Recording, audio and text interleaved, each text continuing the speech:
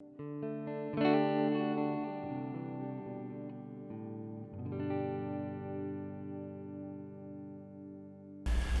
back.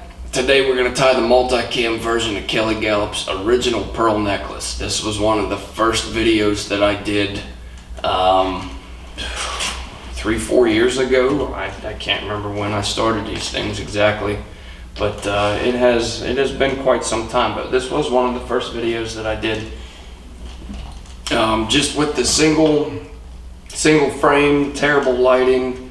It was pretty bad, but we got the gist of the ideas for what we were doing or for what we were after. But now with the multiple cameras and everything, I think we're able to get a little bit more detail. I did the multi-cam. I got flies through here, driving me nuts.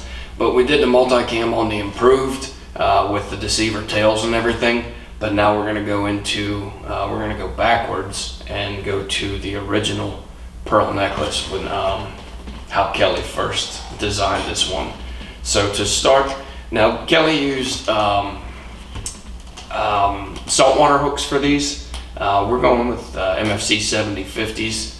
The sizing winds up being about the same as what he used. I think he used X452s and 472s or something like that. I would have to go back and look exactly to see what it was, but we're going to use the MFC 7050s, a size 6 for the back and then a 2 for the front. So to get started on this back half, or on this back hook rather, it is nothing but a flapper tail. It's Marabou Palmered from the middle of the hook, and I'm actually going to start this. You can see I got that back camera adjusted on that last video. It was not the best view at all. But I think I got it adjusted with the real estate that I have to work with here, and I think I like the way that it sets. You can see we're starting a little bit forward of that halfway point right there, and then we're going to tie in our first Marabou plume. And like I said, these are strictly it's strictly Marabou in the back, nothing else. If you want to, you can add a little bit of internal flash. You could do like some silver holographic or whatever, but there's enough flash on this fly to where I don't really feel that it's necessary to add that extra. You'll see as we get through, or if you're familiar with this pattern, you'll see what we're talking about. But adjust that down just a touch. There we go. I'm gonna get that fly before this video's over. Driving me nuts. Let me see here. Alright, grab my hackle pliers here, and I'm just going to grab this section and I'm just going to make some open loop wraps forward with this, making sure not to trap anything. I mean, if you get a couple of fibers trapped here and there, it's not the end of the world. And run it until it breaks. Run it until it breaks. That's how it goes. So we'll untwist that one. Just about to tie that one off too. Just about to tie it off. So we'll untwist it.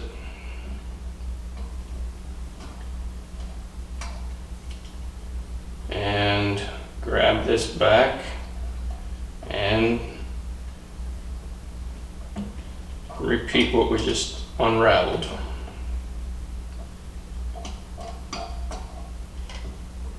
If you feel like you're getting a couple trapped, every once in a while just run your finger through there, it'll open them up a little bit.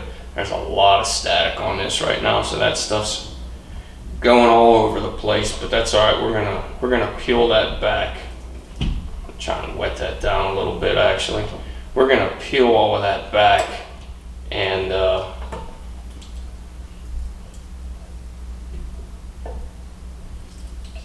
have it folded over itself. Well, not really folded over itself, but we're gonna run our thread back to where it's gonna lay that down nicely for us. And then we'll take that about halfway back from what we had tied in, maybe a little bit further, but you'll judge that as you get that tied in. You'll see how you get that to set for you, and you'll know if you like how it's setting, if you feel like there's a couple of wild fibers that could be peeled back a little bit more. But that looks pretty clean right there, minus all the static that we have, but it's peeling all those fibers to the back, and that's going to allow for a lot of motion in this tail section. So now we're going to go back to our white Marabou. We're going to find a second plume, and that should be all you really need. If you have 2 good plumes, that should be more than enough to fill this out, because like I said, it is a size 6. Just make sure that you're not picking too rigid of a portion of the stem to work with. And I have a spare one right here, and you've seen this before, but I'll just reiterate it. So when you're picking your spots to figure out where your tie-in point's going to be on this Palmered Marabou, this stuff down here, you can see, like if I push that stuff, that spine right there is really rigid. So if I move up, you can see where that natural bend is, right about there.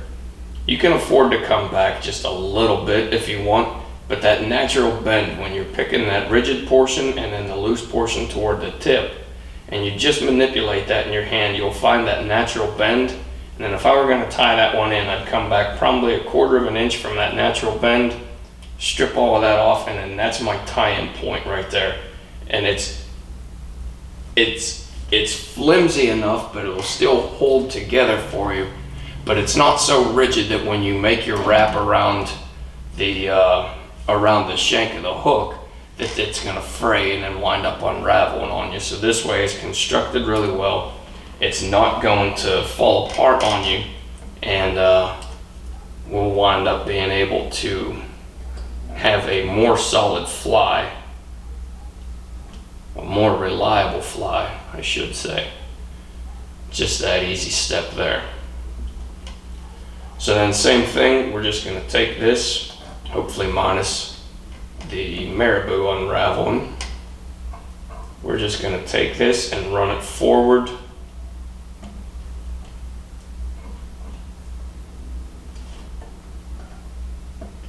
All the way up to the eye of the hook. And then I like where that one's sitting right there. I'll make sure I get that captured before it busts on me. And then we'll take that, trim this one off, get that out of our way, and then we're just going to bring these fibers back.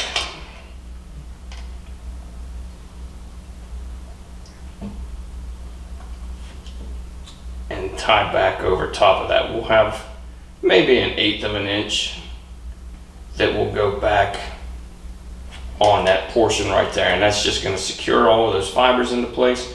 You have that nice clean flapper tail minus all the static that we have in here. Just kind of wet that down so it's not going all over the place. But there you have the back section. Really easy back section on this. You can see those fibers that just kind of lay back real nice and neat, and when the water hits them, it's just going to pulsate really well for you. But like I said, easy back section to tie. Pretty quick and efficient on that. And then we're just going to make our whip finish there. Trim that, and then we'll throw our wire through here. This is 19 strand Beadalon, same as always.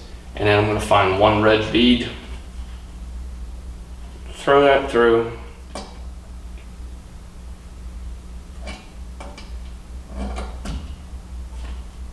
And just kink that wire there. Throw this bead in.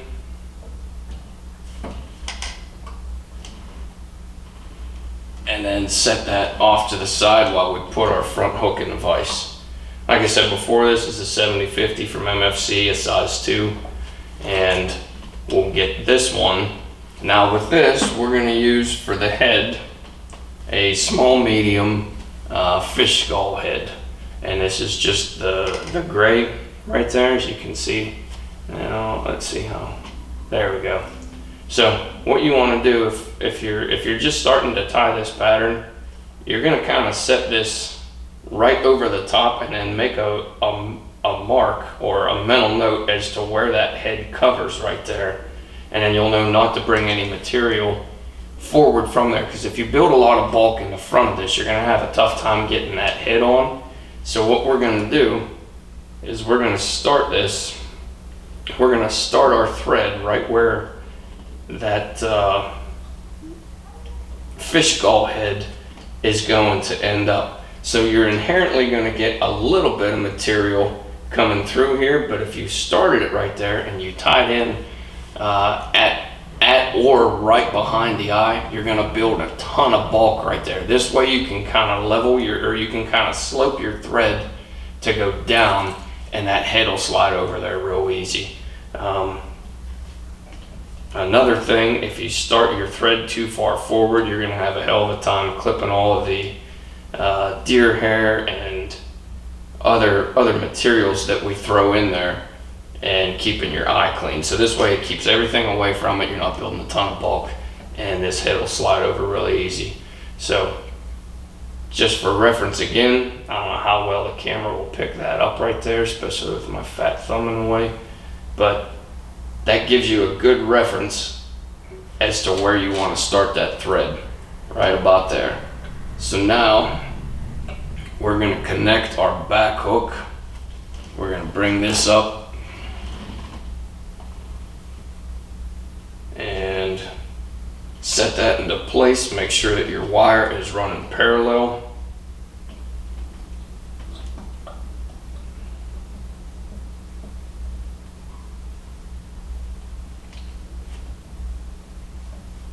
And then there you go. So not a huge gap, not a huge difference or a huge portion on that connection wire. I can afford to take just a little bit more. I want to go about the width of that bead. That may be a little too much there actually. That's actually pretty good. I got about the width of that loop equal to this bead right there. So that's about what I want for this. And I'm just going to cinch that down, bring this around, and then really tighten that up. And then I'm going to run this the length of the body, stopping it just a little bit short.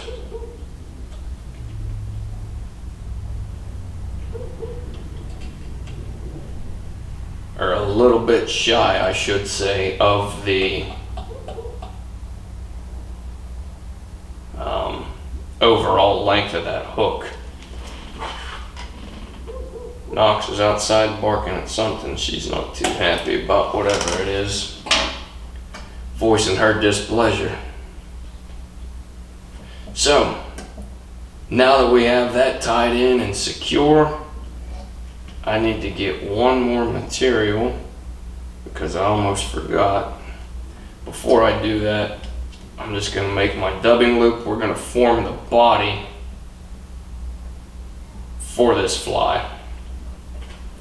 So I'm going to make that dubbing loop. I'm going to set this off on the side. That'll go right there. And then I want to take this up and half hitch before I grab that. That way nothing's going to go flying off the bench for me.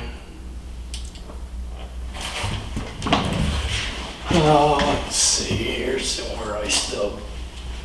Alright, so what we're going to do for the body is we're going to create the dubbing loop that we have here, and then I'm going to grab some silver ice dub, and I'm just going to lay this out right here, make sure that the camera's going to pick that up.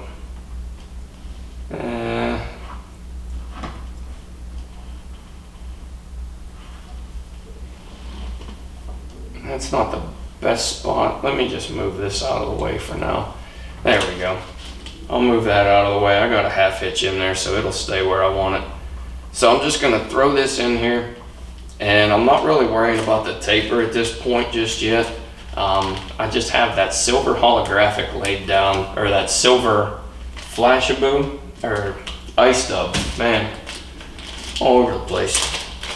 Now I'm going to take the silver holographic ice dub, and I'm going to lay that perpendicular to the regular the regular ice dub. This stuff's a little bit longer and a little bit more fine than your regular ice dub, than the silver that we have underneath. And I'm just going to lay that in right there like so. So it's sitting like that. That's going to form the body and also the skirt on this fly. If you get really sparse on it, it's not going to give you really good coverage as it goes back over there. These freaking flies are driving me nuts. So make sure that you have enough material to where it's going to cover all that up. And then we have our loop prepped right there. So I just want to grab all of this as a whole, and I'm going to slip this into our dubbing loop. So now that I have it in there, I can manipulate this how I want it.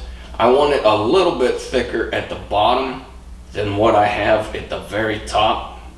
So I'm going to have a little bit of a taper there, but I'm not getting too aggressive with it. Once I spin this, I can always change up how much material I have in certain portions of it.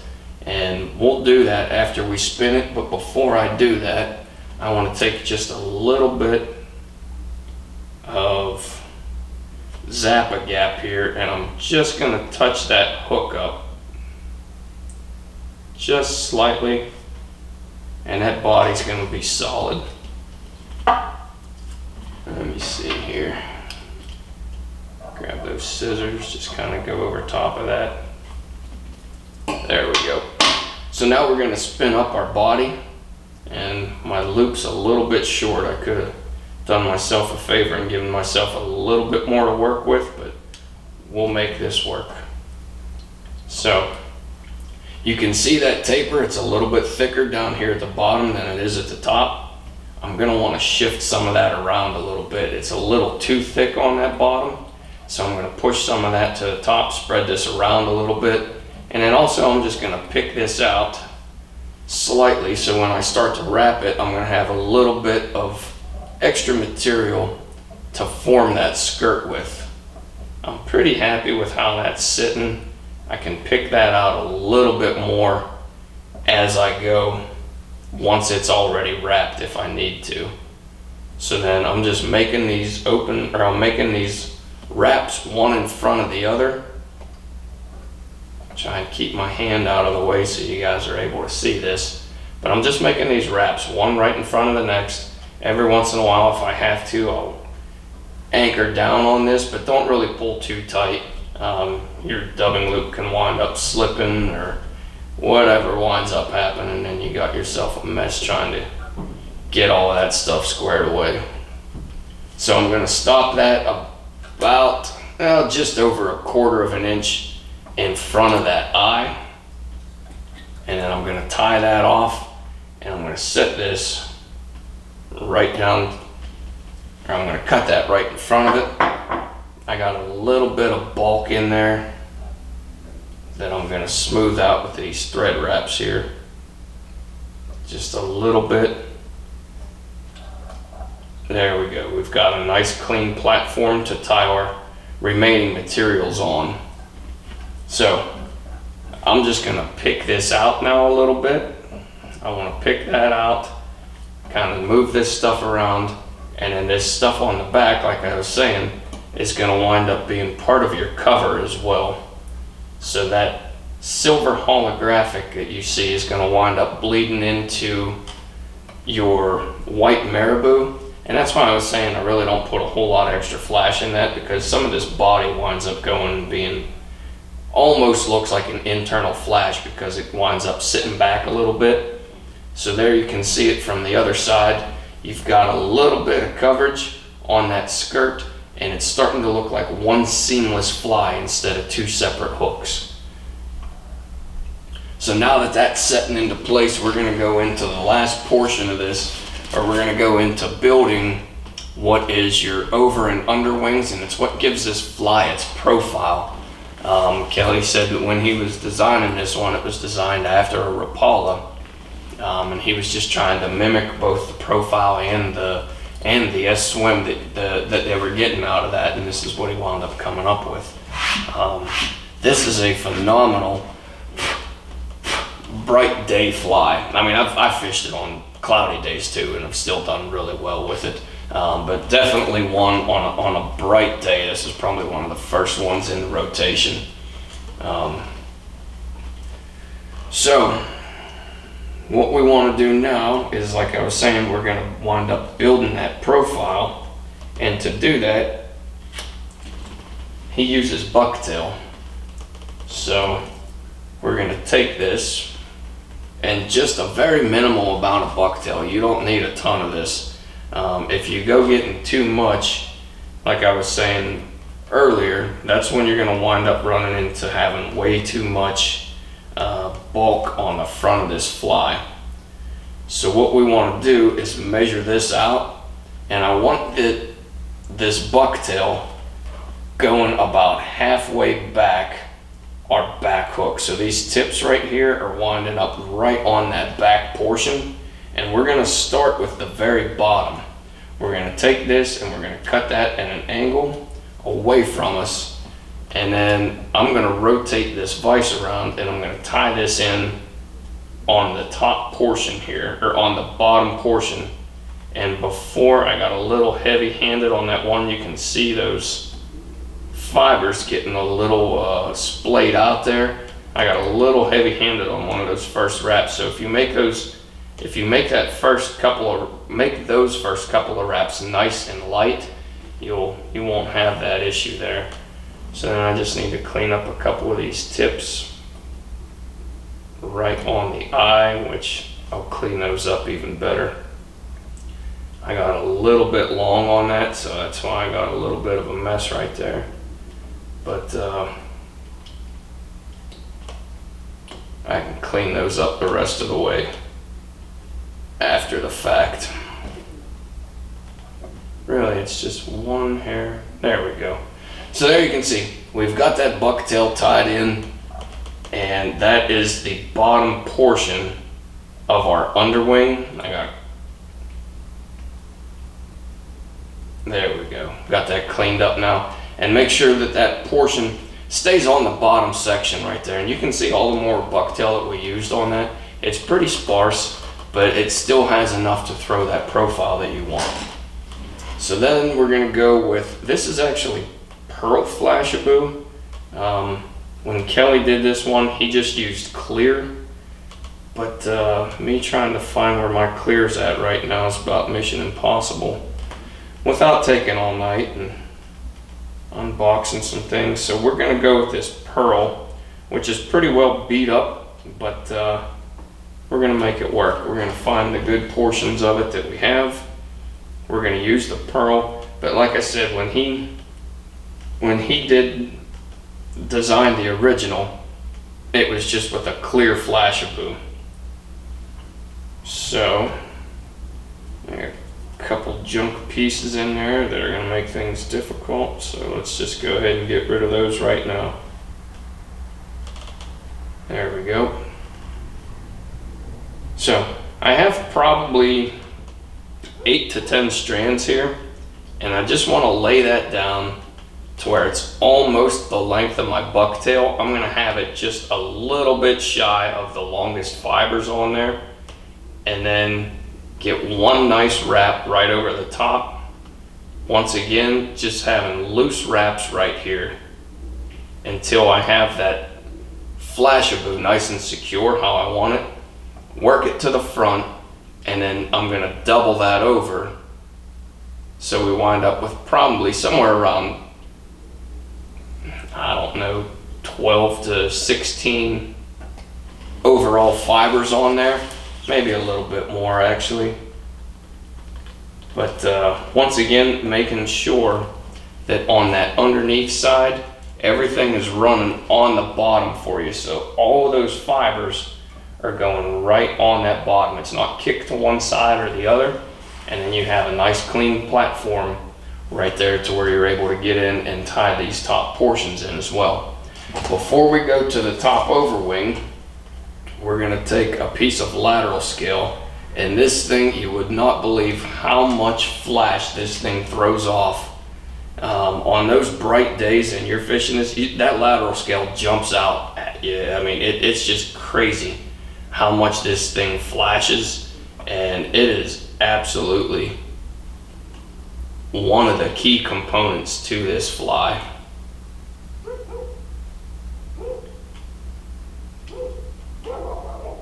Oh, all the girls are getting in on the action out there, barking at something.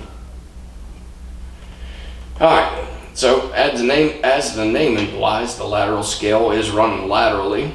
We're taking this down both sides. I had it down the side facing me, and then we're flipping this over and then bringing this lateral scale on the opposite side, running right down the center of our fly, and we're going to trim that just shy of the end of that flapper tail. Same thing on this side. I think I left it about where I wanted it. Just make sure that those two sides are about even in length, which they are dang near perfect there. Freaking flies. And we're gonna just let everything set how it is right there. So there's that bottom portion on that bucktail. You've got the Flashabou underneath, and then your lateral scale going down that side of the fly. So now we're going to go back to our bucktail. I'm going to try and find something that has a little bit more of a wave to it.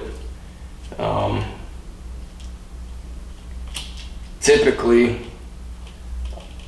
on your bucktails, the best portion that you're going to get to work with is going to be in this sweet spot right there in the center. Sometimes you get some really good stuff up at the top. As you get to the bottom, this is where it winds up being just more streamlined. It's more straight, and it winds up having a little bit more of a hollow property to it. So when you pull down on it, it's going to kind of flare. That's great if you're doing like Buford style heads or anything like that. But for this application, you want it to lay pretty well flat, and you don't want a lot of flare out of that. So that's where you go with those portions from the lower mid-range up, and then it's going to be a lot easier to work with, and it's not going to have as much bulk on the build. So once again, we're going to measure this out prior to cutting it. I want to make sure that it's going to be about the same length, or I want to make sure that it is the same length as that top or the bottom portion. And then same thing, we're going to take and cut this away from us at an angle, get that, and then I want to go right to my tie-in point. 1, 2, 3. Get that nice and secured. Take just a quick spin on that, and you can see that we still have minimal bulk right there on that build. We still have a nice section to where we're going to be able to throw this head over top of it. If you have questions at any time, whether you think you're getting a little bit too much bulk in there, whatever it may be, just take this right over the top. Just make sure that you're still going to fit that section. We're still good right there. We're still getting our head over the top, and we only have one more material to tie in, but we don't want to build a whole lot more bulk than what we have on this already. Get that out of the way. So the last material that we're going to tie in is this Shimmer Fringe, and this is going to be a pearl bronze herringback. It's like a blue pearl. There's a little bit of purple, almost some pinks in there, some pink hues, some greens. It's a little bit of everything. It really has a good look to it, and it really finishes this fly off nicely. So you can see the amount that I have selected right there. It's just a small portion of this. This is another non-compressible material, so when you tie this in, you want to make sure that you don't have a ton of bulk. For one, I'm going to clean out any sections that I have in here that are just short and they're going to add bulk. And then I want to set that, measure that out, set that right on the top, make sure that I'm getting to the length of my bucktail.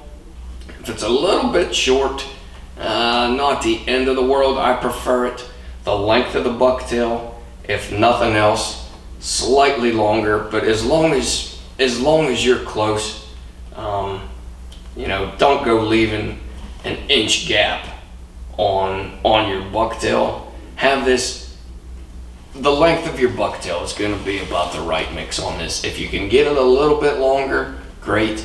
If not, it's not the end of the world. But make sure you're in the ballpark of it being the length of your bucktail. So we're going to get that first capture wrap right there. And then once again, I just want these nice and loose. Make sure that our colors are going right down the side how we want them. And you can see we're slightly longer, just slightly longer than the length of that bucktail. That bucktail's a prop to keep that shimmer fringe from just splitting and going down the side. It keeps all of that color on the very top.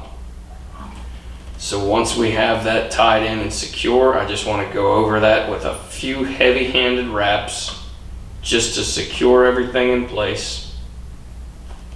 And once everything's good, I'm going to take and whip finish this. Just a one-time through. You don't have to go over it a bunch of times. Not necessary, because we're going to wind up putting some glue on here and everything. And then just one more time. Just make sure that you're going to have good clearance for putting that head on. We're able to catch that eye. Everything's clean right there. You can see we have a nice section on that eye, and then we have nice coverage underneath as well. So last thing that we're going to do is take, and I'm just going to throw some Loctite gel on this. It gives you a little bit of extra time when this stuff's setting. So I'm just going to throw some on the top and the bottom. Let that set for a second. I want to kind of knock this down just a touch as well. That way I'm not catching it with the fish skull head. But I'm still going to have enough to where it's going to lock into place for me. So set those scissors off to the side. Everything's setting good how we like it. And then I'm just going to set that in. And before I really set that into place, I want to make sure that my lateral scale is running down the side for me. I want to make sure that it's going right down the center. There's a longer piece right there that's gone. And then same thing, this lateral scale. These dang flies. I think I got that one. I had them. Just flew out of my hand. Same thing, before I was rudely interrupted there by these damn flies. The lateral scale's running right down the center, coming out of the head, going all the way back down the center. Our bucktail is where it needs to be on both the top and the bottom, and then our Flashabou and Shimmer Fringe is sitting how we want it at the very top. So now that everything's sitting where we want it, I just want to peel this back, keep everything into place, and then push that back slightly. Fill this out. There we go. And then you can see we have a nice clean eye right through there. We're able to get a piece of wire through it, or let me see, that's probably too big anyhow. Get a piece of wire through it, or I'll just throw the scissors right through. We have a nice clean eye. You're not going to have any issues whatsoever getting 12-pound tests through there. Be able to tie that off. If you want to, you can build a dam of thread in the front and run it from there, but I'm not going to build that on this one. If this is going to be a personal fly. If that head falls off, it's going to stay on your line. I'll just bring it home, glue it back on, and it's good to go. So I'm not worrying about throwing that on mine. The commercial stuff I will, these ones I don't. As you can see, we're about to get interrupted by the sunshine back there. I got sunshine on the brown trout, so good thing this video is just about to wrap up. But there is the finished version of Kelly Galloup's original pearl necklace. This is the original design, and then the improved design came through with the deceiver tails, which we have 2 videos out on that one. I think one multi-cam and then one just a straight on. But that'll wrap this one up. If you guys have questions or comments, as always, leave them with me. I'll get back to you. I've been a little bit slow responding to a few folks here over the last 2 weeks, so I apologize for that. I'm trying to get just get everything back into somewhat of a normal order again. It's taking a little bit longer, but you know, we've got a lot of outside projects and just all sorts of stuff going on. It's busy as hell around here lately. It's busy, but we're getting there. We're making good progress. And then, like I said in the last video, hopefully before too long, we have a proper shop to work out of, and then some big things will be coming from there. But as always, guys, I will get back to folks on the comment section, but questions or comments, leave them with me, and we will catch you on the next fly. Thanks.